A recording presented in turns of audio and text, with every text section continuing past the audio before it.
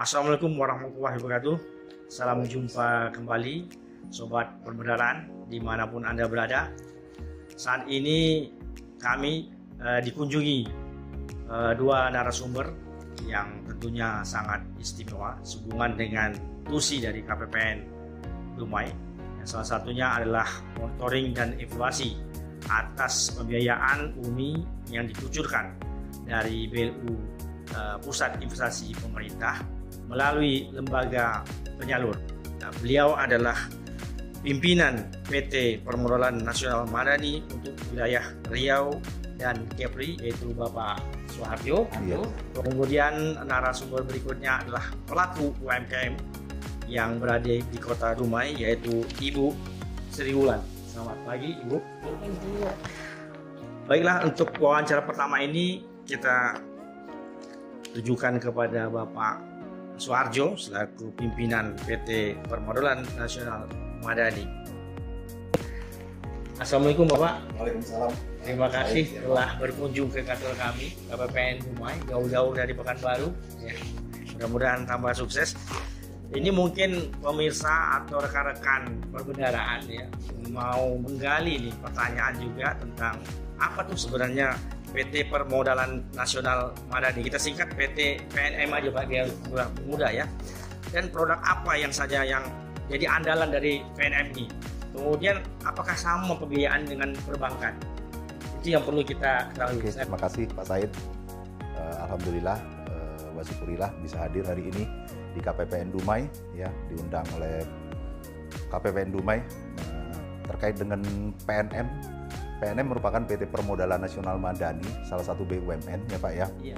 Didirikan 1 Juni 99 melalui PP nomor 38 ya Pak ya. Asal muasal pendirian PNM ini yaitu terkait dengan krisis 98 ya Pak ya. Dan itu yang menginspirasi kemudian bahwa UMKM itu bisa eksis dalam badai krisis ya Pak ya, krisis multidimensi. PNM ini didirikan melalui PP 38 ya Pak ya, Peraturan Pemerintah nomor 38. Di situ menjelaskan bahwa Permodalan Nasional Madani ini merupakan jasa pembiayaan, pelaksana kredit program dan jasa manajemen Pak. Nah itu awalnya khusus untuk koperasi, usaha mikro kecil dan menengah Pak. Nah itu asal PNM. Kemudian tadi Bapak tanyakan juga terkait produk ya Pak ya, produk ya Pak ya.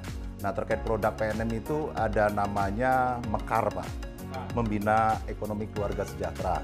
Kemudian satu lagi ULAM Pak. Kalau Mekar ini merupakan pembiayaan kelompok. Kelompok ibu-ibu 10 sampai 30 orang yang kita bentuk kelompok. Kemudian kita kasih pelatihan, pendampingan. Setelah itu kita berikan pembiayaan Pak. Nah kelompok-kelompok ini tetap mandiri, mereka usaha-usaha sendiri, mandiri, tapi secara kesatuan mereka diikat dengan pembentukan kelompok tersebut supaya sosial intelektual mereka bisa tetap terjaga dan kemudian intelektual kapital mereka kita berikan juga Pak. Seperti itu Pak. Sangat, jadi keberadaan PNM ini sangat membantu ya UMKM yang dari ekonomi menengah ke bawah ya. Ya, salah satunya lagi Pak bahwa PNM ini tadi pertanyaan terakhir dari Bapak lupa saya. Terkait dengan bedanya PNM dengan lembaga keuangan lain. Betul, apa bedanya? PNM ini di samping memberikan akses pembiayaan juga memberikan akses intelektual capital ya Pak ya, pendampingan, pembinaan gitu ya, intelektual capital, intelektual sosial itu Pak, untuk nasabah-nasabah kita supaya mereka bisa naik kelas Pak, dan jadi nanti pelaku-pelaku mandiri ya, seperti itu Pak. Iya. Terima kasih Pak, cukup jelas ya. Jadi selama ini memang saya belum mengetahui terlalu dalam ya tentang PNM ini. Ternyata PNM sangat membantu, keberadaannya sangat membantu untuk peningkatan UMKM ekonomi menengah ke bawah ya. Memang sekarang sudah digalakkan oleh pemerintah ya, terutama bagi kementerian kami untuk melakukan insentif terhadap perkembangan UMKM dimanapun dia berada, terutama di bawah lingkungan KPPN Dumai. Kita sama-sama telah mengetahui ya, di Perben sendiri itu ada namanya BLU, salah satu BLU di PIP, Pusat Investasi Pemerintah, yang mengelola pengucuran dana untuk bantuan namanya UMI, usaha mikro ya. Usaha mikro ini disalurkan melalui lembaga penyalur, yang salah satunya adalah PT PNM. Ya, gitu.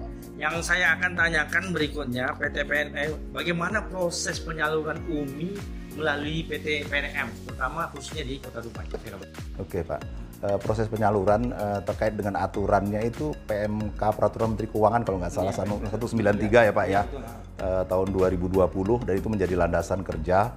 Nah kalau PNM ini merupakan pembiayaan kepada kelompok komunitas ibu-ibu prasejahtera yang kemudian kita prosesnya biasa saja Pak. Kita bentuk kelompok, kita lakukan sosialisasi.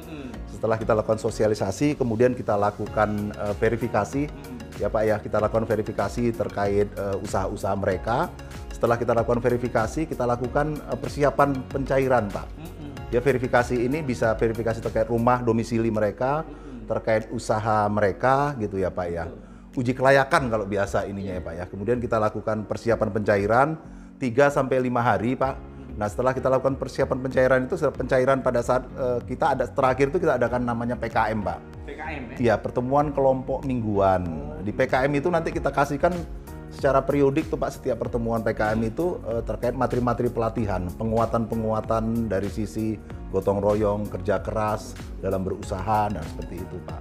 Jadi kegiatan-kegiatan seperti itu yang kita lakukan di samping kita memberikan pembiayaan tadi.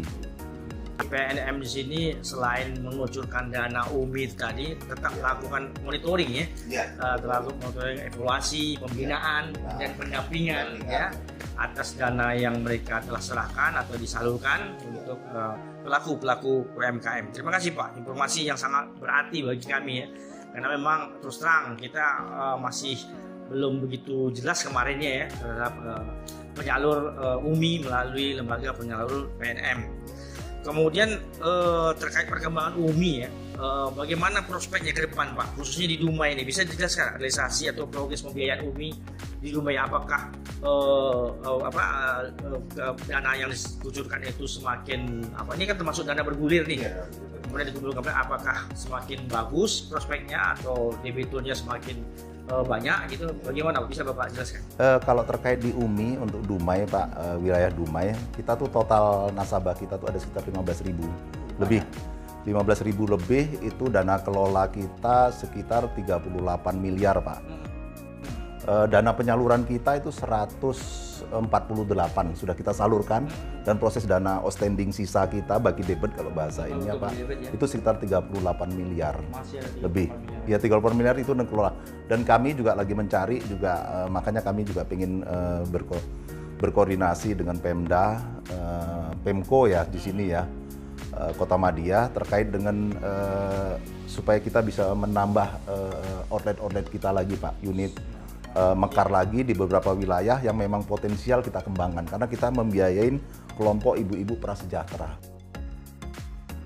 Oke Pak, ya itu informasi bagi teman-teman dimanapun Anda berada pada saat ini, ya cukup besar ya potensi ada bagi DPR 38 miliar yang bisa untuk disalurkan ya.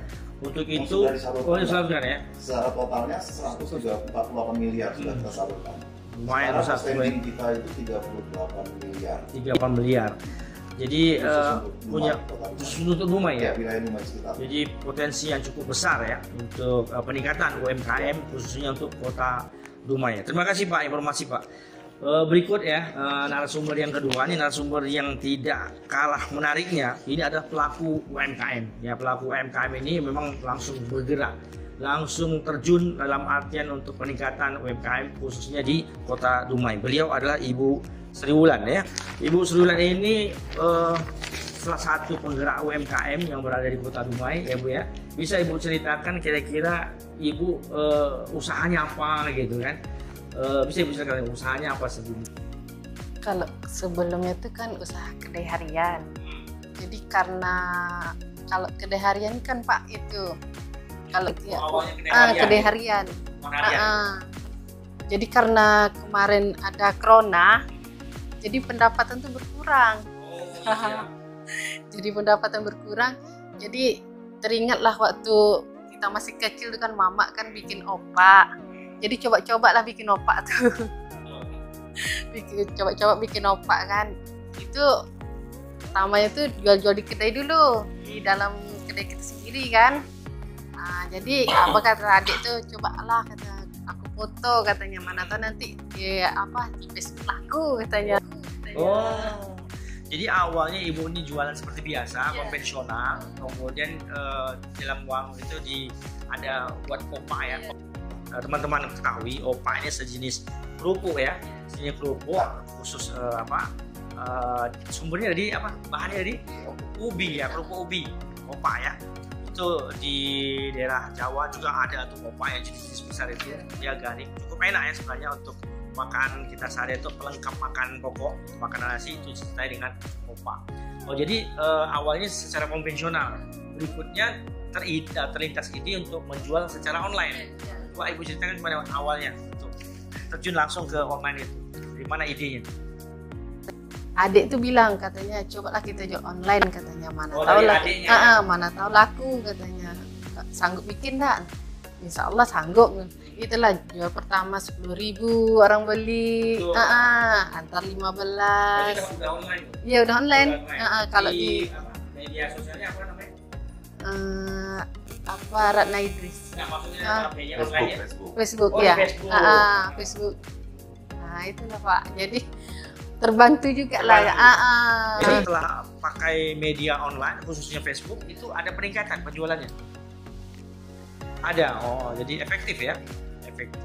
Oke, itu untuk usaha ibu ya. Jadi teman-teman sobat perbendaharaan ibu ini, ibu Sri Wulan, usahanya usaha rumahan ya, usaha rumahan, kemudian penjualannya melalui media sosial, dalam hal ini Facebook ya, Facebook. Kemudian pertanyaan berikut yang perlu kami ketahui ini kan, kapan ibu ketahui ada pendanaan dari PT PNM? Oh dari kawan kan katanya. Karena kan Pak kalau musim corona itu kan yang jelas apa biaya tuh tersendat gitulah. Jadi kan jadi apa katanya ada peminjaman dari Mekar. Pembelian Mekar. Mekar itu salah satu produk dari PT PNM. Jadi saya carilah kan yang tempat-tempat orang yang udah membentuk kelompok. Jadi apa katanya, ibu ada kelompok? Ada. Itulah kami dulu bikin kelompok. Pertama kelompok kami waktu itu 7 orang. Jadi dari situlah kami tahu sama Mekar. Informasi pertama dari teman, ada produk dari PT PNM Mekar namanya. Kemudian ibu buat suatu kelompok untuk mengajukan permohonan peminjaman ya, pinjaman usaha kecil ya gitu ya. Awalnya pinjamannya berapa Bu? 2 juta. 2 juta itu. Ini sekarang ada peningkatan? Ada. Pertama 2 juta, 3 juta, 5 juta. Alhamdulillah. Kemudian atas pinjaman ibu dari Mekar tadi ya, 2 juta, 3 juta, 5 juta sekarang ya, 5 juta, ada nggak progres atau peningkatan usaha ibu? Ada ya?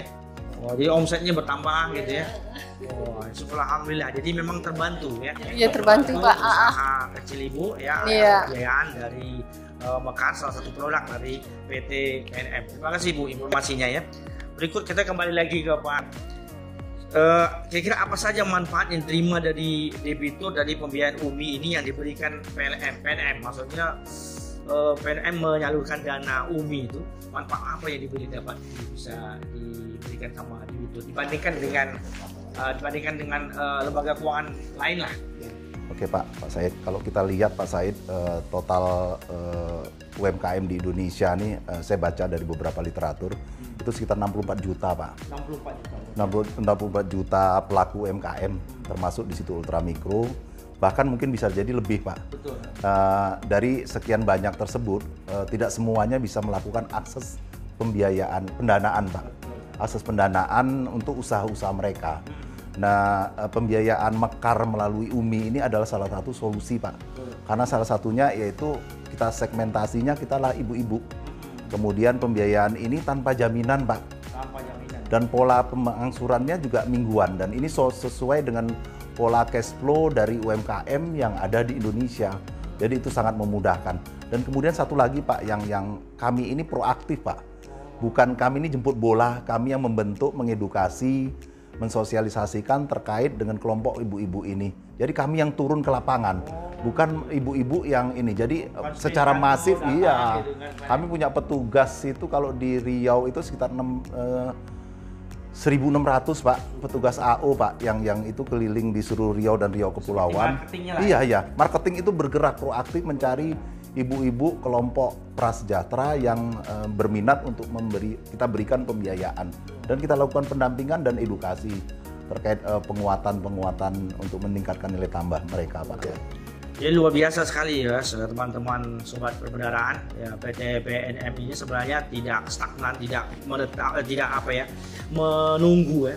Dia menjemput bola, langsung mengedukasi atas usaha-usaha menengah ya, ke bawah gitu ya. Kemudian setelah pengucuran tidak dilepaskan gitu aja Pak ya. Tetap kita melakukan pendampingan, pembinaan gitu ya. Supaya pelaku UMKM itu tidak merasa dilepaskan gitu aja, tidak sendiri gitu. Kemudian direview ya secara berkala, apakah ada kendala gitu ya. Jadi luar biasa ya. Jadi teman-teman sekalian, sobat-sobat perbendaharaan bisa diinformasikan kepada rekan-rekan atau tetangga yang membutuhkan pendanaan yang sifatnya kecil ya. Itu bisa atau kelompok bisa menghubungi PT PNM terdekat gitu ya. Oke Pak, kemudian kira-kira ini masalah teknis lah sebenarnya ya. Ada nggak kendala dalam penyaluran UMI ini? Kira-kira kendala? Banyak Pak, salah satu. Tapi alhamdulillah kita bisa mitigasi di lapangan. Ya kami ini kan proaktif Pak. Betul. Turun ke lapangan. Dan itu artinya masuk ke pelosok-pelosok Pak. Nah, karena sasaran kita kelompok ibu-ibu prasejahtera yang jangkauannya luas, cukup jauh ya Pak ya. Jarak yang cukup jauh, kemudian kondisi lingkungan yang memang kadang-kadang tidak bersahabat. Nah, kemudian kondisi cuaca, misalnya kita ke pulau-pulau, kalau di Riau Kepulauan itu Pak, itu dari pulau ke pulau itu kita mesti nyebrang sewa kapal itu Pak. Nah, itu akan biayanya akan lebih, iya. Riau ke Piri Pak. Dan di Riau Daratan ini ada beberapa pulau yang kita jangkau Pak. Nah, itu kita mesti nyebrang. Dan itu biayanya cukup tinggi dan butuh AO atau frontliner kita ini yang tangguh-tangguh Pak, yang punya semangat untuk memberdayakan ibu-ibu ultramikro nih, wirausahawan ultramikro yang ada di Riau dan Riau Kepulauan khususnya gitu Pak. Jadi memang itu tuh kendalanya Pak, kita harus memberikan pendidikan dan edukasi leadership kepada teman-teman supaya mereka tetap tangguh. Dan kemudian kondisi lapangan dan kondisi lingkungan itu yang mempengaruhi effort kita harus lebih kuat lagi karena kita proaktif ke lapangan gitu Pak. Nah itu kendala-kendalanya Pak. Ya Pak. Luar biasa ya, struggle dari PT PNM ini ya, betul-betul pionir dalam arti perjuangan untuk peningkatan UMKM ya, boleh dikatakan termasuk pahlawan UMKM ini sebenarnya. Struggle mengingat wilayah kerja Bapak Suharjo ini cukup luas ya. Riau Daratan dan Kepri, termasuk Kepri Pak ya. Kepri kita tahu sendiri ya, begitu banyak kepulauan ya, justru daerah-daerah terluar itu yang paling banyak ekonomi menengah ke bawah yang perlu ditingkatkan perekonomian atau meningkatkan UMKM yang perlu secara masif ya. Kemudian pertanyaan kepada Ibu lagi ya, nggak bosan Bu ya. Ibu ada ngerasakan manfaat UMI ini, ada nggak Pak, bantuan dari PT PNM pinjaman itu ada rasanya ada manfaatnya? Ada Pak. Yang usahanya jadi berkembang. Ya berkembang, ya. Terus dia tak pakai agunan kan? Oh dia tanpa agunan? Tanpa agunan, hanya itu. Jadi ada keinginan untuk menambah pinjaman? Untuk apa? Bantuannya misalnya ada, 5 juta? Ya. Bisa nggak? Karena plafon kita UMI yang dari PIP itu 20 juta. 20 juta. Dan ada. Jadi kalau misalnya prospek Ibu cerah, kira-kira usaha agak maju, lancar ya, mengingat sekarang keadaan apa, ya bisa kita tambah pinjamannya ya. Alhamdulillah. Kemudian kira-kira karena Ibunya udah terbantukan ya dengan bantuan UMI dari PT PNM, ada nggak kira-kira Ibu menginformasikan bahwa ini ada pinjaman ya, ada bantuan dari PT PNM, bunganya rendah, kemudian tanpa bunga, kepada rekan-rekan Ibu yang sesama usaha UMKM, ada nggak menyampaikan informasi itu? Oh ada ya. Ya mudah-mudahan tidak Ibu aja yang mendapat menerima fasilitas dari PT PNM, apalagi kata Pak Suharjo tadi fasilitasnya masih memungkinkan untuk diberikan kepada masyarakat untuk pembinaan UMKM ya. Luar biasa Bu ya, mudah-mudahan prospek Ibu lebih bagus ya. Oh coba bisa kita tunjukkan produk Ibu yang apa untuk mungkin saudara-saudara. rekan-rekan pembendaraan, produk Ibu ini sebenarnya agak simple sebenarnya, tapi ya UMKM ya, ini produknya OPA. Ini OPA ini Bu ya, OPA. Jadi sistemnya dari bahannya dari ubi ya, dari ubi. Kebetulan kebun ubi kita mungkin kebun ubi sendiri ya.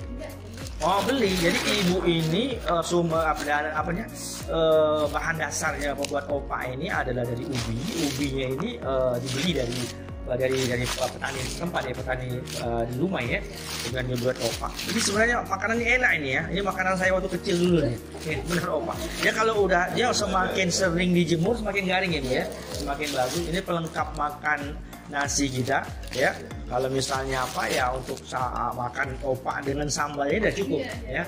Jadi benar ini ya kata pimpinan kita, karena ke depan tahun 2023 mungkin kita akan menghadapi krisis. Memang krisisnya udah mulai terasa ya. Kita akan pelemahan ekonomi, resesi atau inflasi. Ya, kemungkinan ini ya sebagai satu solusi ya kita memberdayakan usaha kecil dan menengah ya dengan bantuan tentunya dari PT PNM. Oke, terima kasih. Oke, terima kasih Bu untuk kira-kira apa harapan ke depan Pak?